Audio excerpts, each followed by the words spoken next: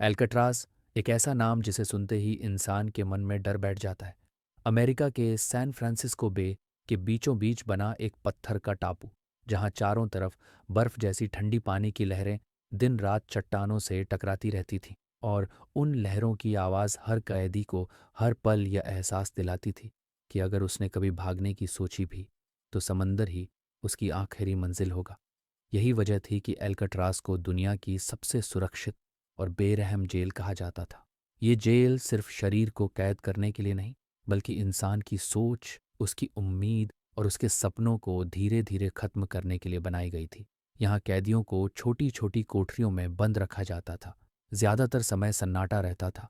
नियम इतने सख्त थे कि जरा सी गलती पर महीनों की सजा मिल जाती थी। गार्ड्स की नज़र हर पल कैदियों पर रहती थी, और इस जेल का एक ही उसूल था, कोई शिकायत नहीं, कोई सवाल नहीं और कोई उम्मीद नहीं। और ऐसे ही माहौल में एक दिन इस जेल में लाया जाता है फ्रैंक मॉरिस। एक ऐसा इंसान जो देखने में शांत लगता है, बोलता बहुत कम है, लेकिन उसके दिमाग की रफ्तार इस जेल की दीवारों से कहीं ज्यादा तेज है। फ्रैंक कोई हिंसक अपराधी नहीं है। उसकी असली ताकत उसकी बुद्धि है, उसका धैर्य है और उसकी गहरी सोच है। वह पहले भी कई जेलों से भागने की कोशिश कर चुका है, और इसी वजह से अधिकारियों को लगता है कि अब उसे ऐसी जगह भेजा जाए जहां से भागने का ख्याल भी पागलपन लगे। इसलिए उसे अल्कट्रस भेज दिया जाता है। लेकिन जैसे ही फ्रैंक इस जेल में कदम रखता है, वह समझ जाता है कि यह जेल ताकत से नहीं बल्कि डर से चलती है। वह दूसरे कैदियों को देखता है जो या तो पूरी तरह चुप हो चुके हैं या मानसिक रूप से टूट चुके हैं। कोई संगीत के सहारे अपनी जिंदगी खींच रहा है, कोई पेंटिंग के जरिए अपनी आज़ादी को याद करता है, और कोई बस दीवार को घूरते घूरते अपने दिन गिन रहा है। फ्रैंक इन सबको देखता है, समझता है और अपने मन में यह तय करता है कि वह इस जेल को अपनी जिंदगी की आखिरी मंजिल नहीं बनने देगा। इसी दौरान उसकी मुलाकात होती है जॉन और क्लैरेंस एंगलिन से। दो भाई जो एक दूसरे के बिना अधूरे हैं। दोनों मेहनती हैं, शांत हैं और बाकी कैदियों से अलग दिखाई देते हैं। वे काम करते हैं, नियमों का पालन करते हैं और गार्ड्स की नज़रों में अच्छे कैदी बने रहते हैं।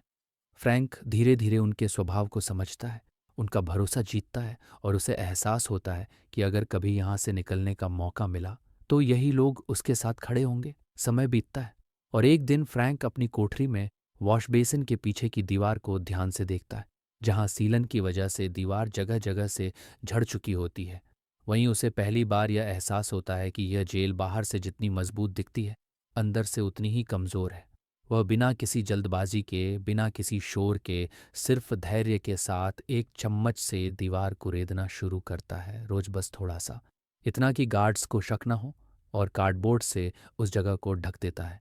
ये काम वह हफ्तों नहीं बल्कि महीनों तक करता रहता है, क्योंकि फ्रैंक जानता है कि एल्कट्राज में जीतने के लिए सबसे ज़रूरी चीज़ सब्र है। जल्दबाजी यहाँ मौत के बराबर है। कुछ समय बाद वह यह राज एंगलिन भाइयों को बताता है, और तीनों मिलकर एक ऐसा प्लान बनाते हैं जो सुनने में नामुमकिन लगता है, लेकिन सही तरीके से किया जाए तो इतिहास बदल सकता है। एल्कट्राज में हफ्ते में एक बार कैदियों को संगीत बजाने की इजाज़त मिलती है, और यही पल उनके लिए सबसे बड़ा हथियार बन जाता है। जब एकॉर्डियन की तेज़ आवाज़ पूरे ब्लॉक में गूंजती है, उसी शोर में वे दीवार खोदते हैं। हर सुर के साथ दीवार का एक टुकड़ा गिरता है, और हर धुन के साथ आज़ादी का सपना थोड़ा और साफ होता जाता है। धीरे धीरे दीवार के पीछे एक छुपा हुआ सर्विस कॉरिडोर दिखाई देता है, एक ऐसी जगह जहां गार्ड्स कभी नहीं जाते, और वहीं से जेल की छत तक पहुंचने का रास्ता मिलता है। लेकिन फ्रैंक जानता है कि सिर्फ जेल से बाहर निकल जाना ही जीत नहीं है। असली परीक्षा उसके बाद शुरू होगी, क्योंकि बाहर उनका इंतजार कर रहा है बर्फ जैसा ठंडा समंदर। ऐसा समंदर जो दिन में भी डरावना लगता है और रात में मौत जैसा महसूस होता है। इसलिए वे एक और नामुमकिन सा काम शुरू करते हैं। वे पुराने रेन कोट्स चुराते हैं, उन्हें काटते हैं, सिलते हैं, जोड़ते हैं और उनसे एक मजबूत नाव बनाते हैं। साथ ही लाइफ जैकेट्स भी तैयार करते हैं और हवा भरने के लिए साधारण से औजार बनाते हैं। यह सब काम बेहद सावधानी और धैर्य के साथ महीनों तक चलता है, क्योंकि एक भी गलती का मतलब है हमेशा के लिए एल्कट्रास। इस प्लान में एक और कैदी एलन वेस्ट भी शामिल होता है। लेकिन जैसे जैसे समय नज़दीक आता है, जेल का माहौल और ज़्यादा सख्त होता जाता है। गार्ड्स ज़्यादा क्रूर हो जाते हैं। अचानक तलाशी होती है, नियम और खड़े हो जाते हैं। कैदियों की मानसिक हालत बिगड़ती जाती है। एक बूढ़ा कैदी पूरी तरह टूट जाता है। वह अकेलेपन से पागल हो जाता है और अंत में अंधेरी कोठरी में उसकी मौत हो जाती है।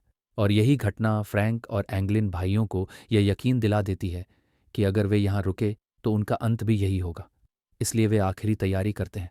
रात में गार्ड्स को धोखा देने के लिए वे साबुन, टूथपेस्ट और टॉयलेट पेपर से नकली सिर बनाते हैं, उन पर बाल लगाते हैं और उन्हें इस तरह कंबल के नीचे रखते हैं कि बाहर से देखने पर लगे कि कैदी गहरी नींद में है। और फिर आती है 11 जून 1962 की वह रात, जब सब कुछ दांव पर लगा होता है। जेल में सन्नाटा है, सिर्फ समंदर की आवाज़ सुनाई देती है। फ्रैंक और एंगलिन भाई धीरे धीरे अपनी कोठरी से निकलते हैं, छुपे हुए रास्ते से क्रॉल करते हुए छत तक पहुंचते हैं। दिल जोर जोर से धड़क रहा होता है, लेकिन चेहरे पर डर नहीं, बल्कि यकीन होता है। तभी उन्हें पता चलता है कि एलन वेस्ट फंस गया है। उसका रास्ता छोटा रह गया है और वह बाहर नहीं निकल पा रहा। समय बहुत कम है, गार्ड्स किसी भी पल आ सकते हैं और उस पल वे सबसे मुश्किल फैसला लेते हैं। वे एलन को छोड़कर आगे बढ़ते हैं, क्योंकि अगर वे रुके तो कोई भी नहीं बचेगा। तीनों जेल की दीवार से नीचे उतरते हैं, अपनी नाव फुलाते हैं और उस समंदर में उतर जाते हैं जिसे आज तक कोई पार नहीं कर पाया था। अंधेरे में उनकी नाव लहरों के साथ धीरे धीरे गायब हो जाती है। न कोई चीख, न कोई आवाज़, न कोई निशान। अगली सुबह गार्ड्स जब कंबल हटाते हैं तो नकली सिर गिर जाते हैं और पूरी जेल में हड़कंप मच जाता है। अल्कट्राज सील कर दी जाती है, हेलीकॉप्टर उड़ते हैं, नावें समंदर छान मारती हैं, FBI जांच शुरू होती है। लेकिन दिन बीतते हैं, हफ्ते बीतते हैं, साल बीत जाते हैं और न कोई लाश मिलती है, न कोई पक्का सबूत। सरकार कहती है कि वे डूब गए होंगे, लेकिन एंगलिन परिवार को सालों बाद अजीब से संकेत मिलते हैं। क्रिसमस कार्ड आते हैं, फूल पहुंचते हैं, समंदर में नाव के टुकड़े मिलते हैं और यह कहानी एक ऐसा रहस्य बन जाती है जिसे आज तक कोई सुलझा नहीं पाया। क्योंकि एस्केप फ्रॉम अल्कट्राज सिर्फ एक जेल से भागने की कहानी नहीं है, ये इंसानी जज्बे, आज़ादी की भूख और उस हिम्मत की कहानी है जो सबसे मजबूत दीवारों के सामने भी झुकने से इनकार कर देती है। क्योंकि अल्कट्राज लोगों को तोड़ने के लिए बनाई गई थी, लेकिन इतिहास में पहली बार कुछ लोगों ने अल्कट्राज को ही तोड़ दिया। और आज भी दुनिया यही सोचती है कि क्या वे सच में जिंदा बचे होंगे या नहीं।